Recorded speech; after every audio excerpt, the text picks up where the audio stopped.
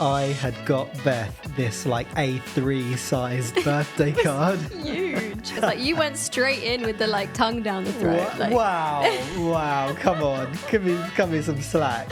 I literally ate rice and salad cream for like months. You did. Months on end. Listen, I know what I want when I want it. So and you got it, boy. You got it good. Her storytelling style, she tells the punchline first. Because it's too exciting. We need to tell our first time story, but maybe on the next episode. Yeah, I mean, it's not long. Not long. Like our first time wasn't very long. Oh, wow. So welcome to our first ever podcast episode. Yeah, I'm kind of nervous, I'm not going to lie.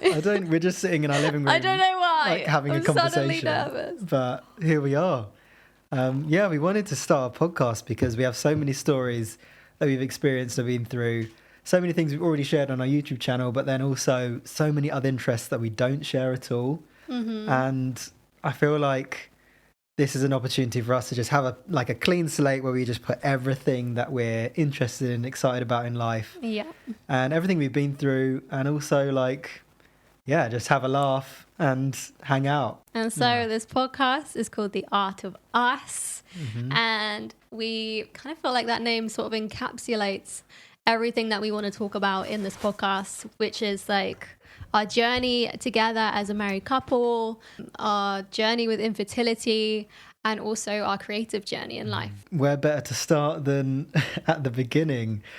Let's start at the very beginning. Is that going to be a running theme for the podcast? Beth just starts singing random things.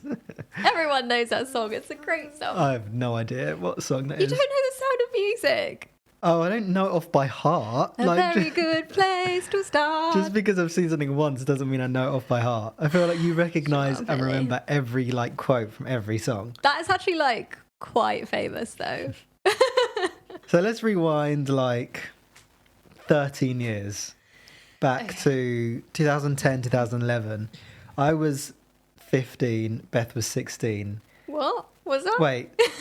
No, I was 16. You were 15. Well, we were kind of both 15, but then you had your birthday. Yeah, I'm younger than Jamal by 9 months or something. 7 months. That was kind of weird that unison there. But yeah, so for those of you who already know us and have been watching our YouTube videos, we've been married for 9 years. We got married when we were 20. I was 20. Beth was 19. Yeah, we were young. We met when I was 16. Beth was 15. Mm-hmm. And the long story. Let's take you right back. Right back. To how we actually met. My parents knew Jamal's parents. Well, Jamal's mum, because they went to the same church as each other when we were babies.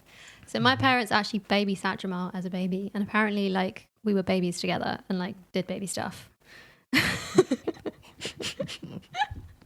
Whatever babies do. Did what babies do. Mm-hmm. So technically we were hanging out as kids, like babies. We don't remember this, unfortunately. And there's no photographic evidence as well, unfortunately. Yeah, it's just a story. You're just going to have to believe us.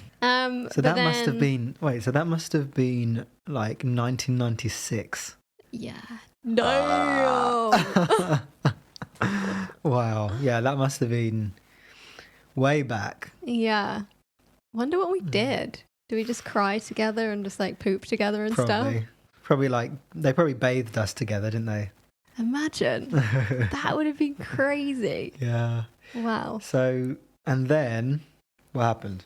My family moved to Malawi in Africa, where my parents started an orphan care project there called Hope Village. Mm-hmm. Just did incredible work there with the community and stuff. And then we moved to England when I was 14. And we ended up going to the same church as Jamal and his mum. Yeah. So it was kind of a full circle moment. We were pooping together again. I'm joking. This is going to sound really arrogant, but I didn't actually really know who Beth was until very soon before we started dating. Yeah. You came back to our church and I was just in the church. So I was hanging out with most of the boys, like having fun, playing football a lot. And I was like the shyest wallflower on the face of the earth. I was so shy. Yeah. And I had like a massive crush on Jamal. And like would see him around with my brothers and stuff because he'd play football with my brothers. I knew he was really into music and stuff, which was, well, I was also really into music. So he'd be playing the drums and I thought he'd just like such a like cute drummer, you know, the typical. He had like this fish face when he played the drums. Hold on, I don't remember this. Just like...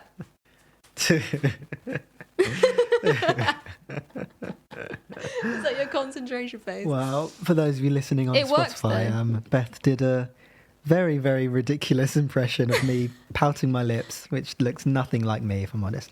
But we'll skip past that. So I'm very much like at this stage. Remember, this is like 2009, 2010. We're 14, 15, 16. Like I don't have game.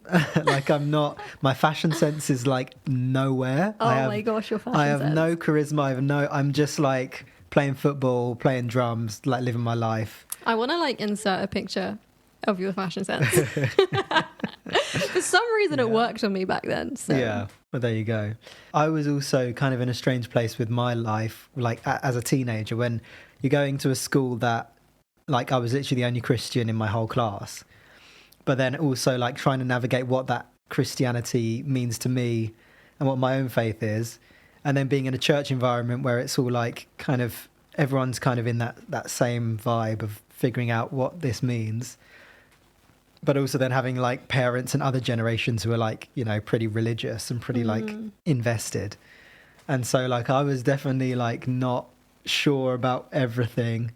And I was in a relationship in my teens, which was really, really not great for me. And so I came out of that being like, yeah, I'm not looking to get into anything. I'm just going to live my life, play drums, play football, do the things I love, focus on me. And then Beth kind of walks into my life and that completely changed everything. When I was saying I didn't really know Beth, it was more like I knew Beth's brothers because we play football together. And so I was aware of your existence, but I didn't really know you or talk to you. And you didn't really talk to me either. Do you remember inviting me to your birthday party? I have no recollection of that. I do not recall. I like had the most massive crush on Jamal and like never spoke to him because I was like, it's just too anxiety inducing. And then he just walked up to me one day and it was like the first time we'd actually had a conversation and you're like, do you want to come to my birthday party?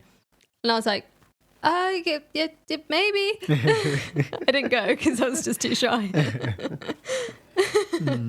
I think the way we started really connecting was we got involved in music together, both in and out of church. So we were like, you know, get involved in the church youth band. I was already playing drums. And so there was like a youth, like, you know, a young under 18 band where everyone was like, yeah, like really just this really cheesy, like classic Christian contemporary. One way, Jesus. That kind of stuff. Like, oh my goodness. Really, yeah. And me and Beth were like leading it because I was playing guitar and you were like singing and we were both probably fairly musical at that time. So that's probably how we started really like getting to know each other. Yeah, definitely. Playing like corny Christian music. Yeah. And we'd like sometimes go over to each other's houses, but like Jamal's mum was like quite good friends with my parents. So she'd come as well. And then we'd be like showing each other our songs on the piano. Oh, yeah. Do you remember that? I remember that. Wow. Yeah. Yeah. So, and it was funny because our family were friends. My mum would be like, oh, Jamal, why don't you show Beth your this thing that you just made on the piano? I'm like, Mum, I'm not ready. I'm not ready to show that. And it was just like so like when the families are involved at that early stage, it's so cringe. It is so cringe. And then I would play my thing and like your parents would be there and my mum would be there and and then my parents would be like, oh, but you wrote a really cool song the other day, didn't you, Beth? Why don't you play that? And I'd be like, fine. But then secretly like, did you like it? Yeah. And then we'd pick specific songs and like play them together and like learn the harmonies and stuff. So we were kind of like harmonizing with each other and we just connect over like some sweet harmonies and just like have that eye contact, and you just knew. And remember, we're like 15, 16, so this is so cringe. There is no game involved. There is no like romance. This is just like us. Well, I don't know. Not intentional romance. Not intentional It's romance. not like we've like... It felt pretty hot at the time. Wow. Yeah, it's not like we had game. At least for me, it was not like... I asked for Jamal's number, which was like kind of the next move, because he was just taking a million years without doing anything. And yeah, so we ended up going on some dates and stuff. And I think it was like one of the first times that we went on a date together. Like it just felt just so right. There was just something about like the way that we had talked together, all the interests we had in common, you know, the things that we found important in life that were so similar. It felt like we were in a relationship that was way beyond the years that we were actually physically at. Yeah. I think it was probably January 2011 when we started we started texting probably about November 2010. And then January 2011, I think, was when it was, for me, it was like, oh, okay, I kind of am starting to have feelings for this girl. And then it was your birthday, 28th of January 2011. And I had got Beth this like A3 sized birthday card. Huge. And it was like an obvious hint at the fact that like... At the time I was like, why have you got me such a massive card? It's huge. And it was quite funny as well, because there was a bunch of people that was over and I was opening up everyone's cards, and it came to Jamal's card, and it was just like the size of my entire body. Yeah, so that I kind of made it pretty clear, I think, from there on. That was like, yeah, I got an A3 size card. I'm serious about this. Yeah. Do you remember the conversation we had like sat on your bed? The conversation that I think changed the entire trajectory of like our relationship going forward. Yeah, I think like before we even actually made the commitment to be boyfriend and girlfriend, we had definitely already like wanted to be in a position where we're being really serious about it. And so we're putting everything on the table beforehand so that if we do become boyfriend and girlfriend, it's like, it's serious. We're intentionally dating. And I think that was quite a mature mentality to have at 15, 16. Because I literally can't believe it. You know, even looking back, I'm like... I look at 15-year-olds now and I'm like, I can't imagine them having that conversation. I can't imagine, like, how was I able to even... like think like that at 16? And I think a lot of it was... I remember us saying like, I want the next person that I'm dating to be the person that I marry. Yeah. And that's crazy at like 15, 16 years old. Definitely. Like that is, what the heck? Yeah. I mean, there's so many influences that we're going to go into a lot more on the podcast around faith and around culture and around like previous relationships that had influenced our perception of what a relationship what we want in a relationship. So yeah, there's so many things we can like unpack. But yeah, for now, like it was just, we were so ready to, And so, we both had come around one night and we were sitting on my bed and we just started talking about kind of our past and stuff and like things we've been involved in. Although we had loads of baggage at 16. Well, I mean, relatively. Well, I think actually we, for 16-year-olds, we had a fair amount. We had quite a bit of baggage. Yeah. And we just like laid everything on the table. I'd spoken a bit about my previous relationships and those experiences and things like that. I can't quite remember what else, but I just remember putting a lot on the table and being like, I feel like this is kind of already, if she like walks away from this after this conversation, that's fair.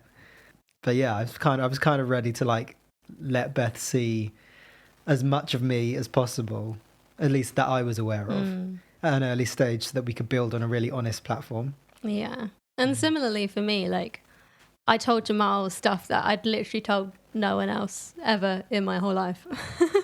Which was kind of crazy, like kind of shows the level of safety that I felt already within the relationship that we were starting to build. Yeah, it was just like a really special time. And there's some like really visceral moments from that experience that are kind of core memories for me. Yeah. For like the first initial foundation building of our relationship. Yeah, that was really powerful. So by April 2011, so we'd been dating and kind of like flirting and being really like cringy 16-year-olds. I remember we had no money as well, so like we were hanging out with each other's houses, going to parks, going for walks. And so yeah, it came April 2011. I asked Beth to be my girlfriend, and we were sitting on a sofa in your parents' like one of their reception rooms. And like I think it was the same day we had our first kiss, because I remember being like, it definitely was. Yeah. And you went in as well, like with the first kiss. Like, what do you mean? Come on. I thought like you might just go like a nice like first kiss. Like you went straight in with the like tongue down the throat. Like. Wow! Come on, cut me some slack. I wasn't complaining, but it shocked me. And also, my parents were literally like in the other room, so it was a bold move.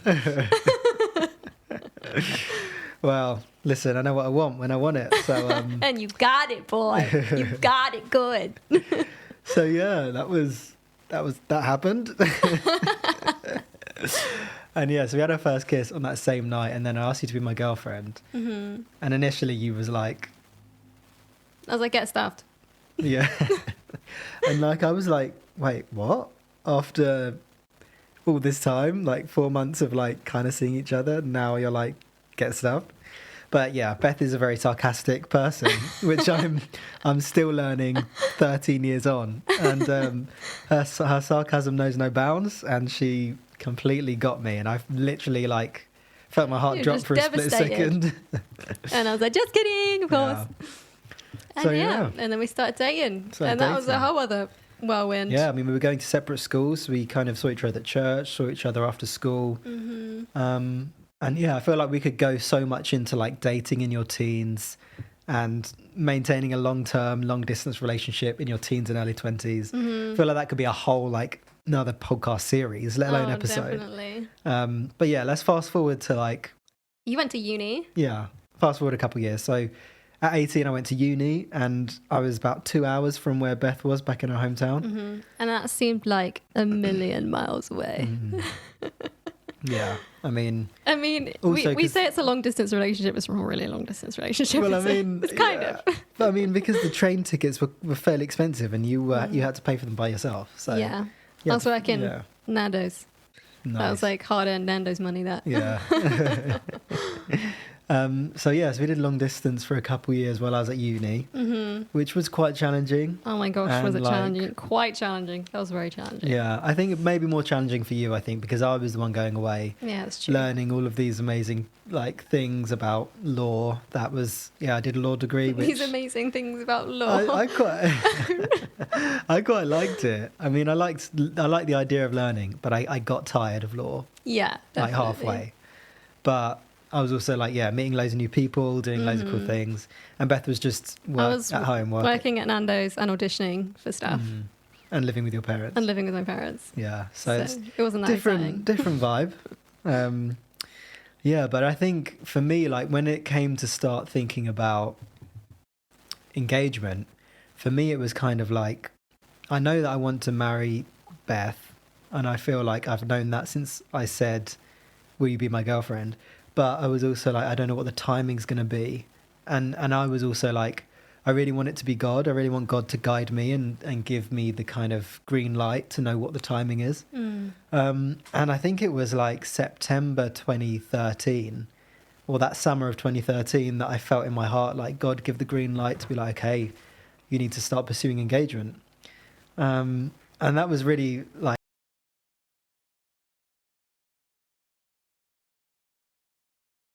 from God about it actually gave me the freedom, even though logistically getting married like whilst you're in your early 20s is like, well, not only in your early 20s but also doing a law degree. Whilst you're doing a law degree in your early 20s is really hard. So I was like then starting to pray, and I spoke to my parents about it, and my parents were really supportive, but a lot of other people were questioning very much. Like first before I proposed to you, and then after, just simply because we were so young. And I think it's kind of fair, but a lot of people didn't know where we were at or have like the relationship with us. They weren't close enough to our hearts to understand where we were at, where we're going through. So it felt a bit tough to kind of hear a lot of people. Yeah, I think that's the thing about it, is that the people that came and tried to like advise us on like not getting married, like they didn't really know us very well, and it's like, why take advice from people that don't know you and know kind your of walking with you. situation? But I proposed. We had a great engagement. We did. It was all of 9 months. Yeah, so I proposed on Beth's birthday. I used my student loan money to buy a wedding the cheapest ring. ring in the shop. It was very cheap. It was cheap. It was still beautiful. Yeah, it was on Beth's birthday, so it gave me an opportunity to put something together that was like, oh, I'm just taking you out for your birthday. We're just going to do something nice.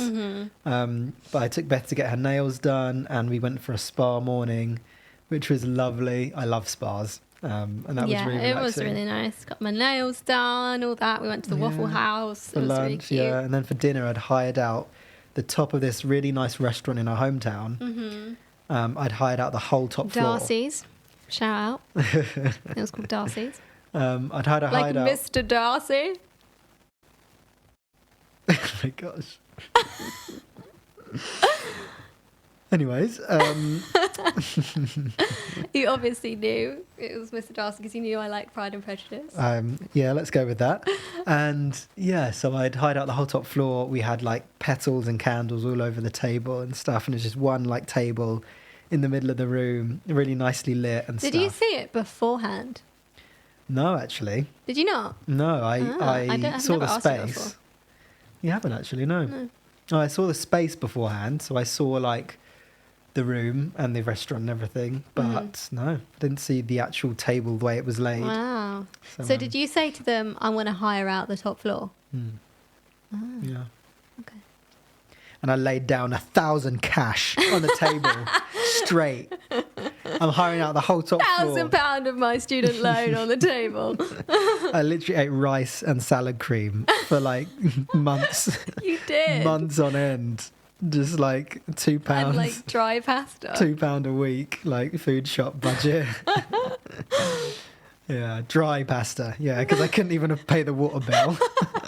So I just crunched down Like crisps. dry pasta. Yeah, so yeah, and then we had the engagement, and because I was still at uni for most of the time we were engaged, you did most of the wedding planning, didn't you? Yeah, I did most of the wedding planning. With like some help from like my dad and mum and like your parents as well. Like they were so helpful. I don't know how we would have done it without them. But I spent hours decorating jars. Really? Like hours with a glue gun. Yeah, like we tried to do it as low budget as possible because I mean it was mainly, we were really thankful to have parents to be able to support like paying for the wedding and stuff. But most of the money was either gifted or paid for by our parents, which is a real blessing. Or like Nando's money that I'd saved up, but not very much. But that paid for like, the decoration, like some of the decorations. And like we did everything like as cheap as we possibly could. Like my dress was like a sample dress, like in a shop window, which was like massively reduced. I mean, we had to chop like half of the material off it anyway because I'm tiny. Yeah. Beth is 5 foot. For reference. Yeah. And I was even smaller then, like 9 years ago. Yeah. To think about the wedding now, I feel like it was both amazing for what we had at the time and also so far removed from who we are now. Oh, yeah. Which is like, I mean, at 19 and 20, we had 250 people at the wedding. 250 people. And I mean, if you think about it, it's like you're in a really in-between phase in your life when you have different groups of friends from different places and you haven't like locked in your community yet, but you also like you have acquaintances. We barely know 5 people now. No, that's not true.